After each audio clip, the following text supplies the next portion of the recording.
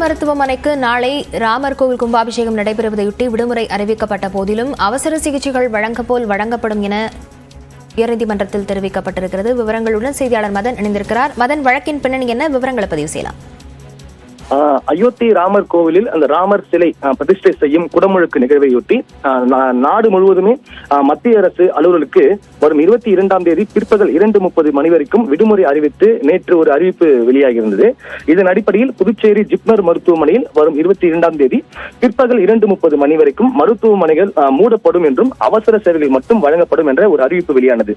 இந்த அறிவிப்பை ரத்து செய்ய வேண்டும் என்று ஏற்கனவே புதுச்சேரியை சேர்ந்த ராஜா என்பவர் சென்னை உயர்நீதிமன்றத்தில் ஒரு பொதுநல மனு தாக்கல் செய்தார் நேற்றைய தினம்.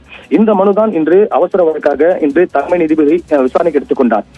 இன்று விசாரணைக்கு வரும்போது இந்த மருத்துவமனை மூடப்படுவதால் பொதுமக்கள் மிகப்பெரிய பாதிப்புக்கு உள்ளார்கள் என்றும் மருத்துவ பரிசோதனைக்கு தேதி பெற்றவர்கள் மீண்டும் அந்த வாய்ப்பை பெற 3 மாதம் ஆகும் என்றும் மனுதாரர் தரப்பில் தெரிவிக்கப்பட்டது.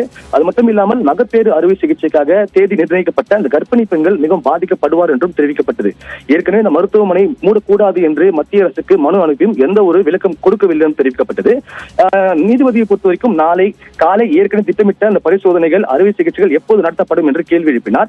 அப்போது அந்த புதுச்சேரி அரசை பொறுத்த வரைக்கும் நாளை திட்டமிட்டபடி அந்த எந்த ஒரு நாளைய தினத்தை பொறுத்த வரைக்கும் எந்த ஒரு திட்டமிட்ட அறுவை சிகிச்சையிலும் 2:30 மணி வரைக்கும் இல்லை என்ற ஒரு விளக்கம் கொடுக்கப்பட்டது. அதே போல அவசர சிகிச்சைகள் பரிசோதனைகள் வழக்கம் போல நடத்தப்படும் என்றும் ஒரு உறுதி அளிக்கப்பட்டது. இந்த ஒரு உறுதியை ஏற்றுக்கொண்ட சென்னை உயர்நீதிமன்றம் இந்த ஒரு பொதுநல வழக்கை இன்று முடித்து வைத்து உத்தரவு பிறப்பித்துள்ளது. விவரங்களுக்கு நன்றி மதன்.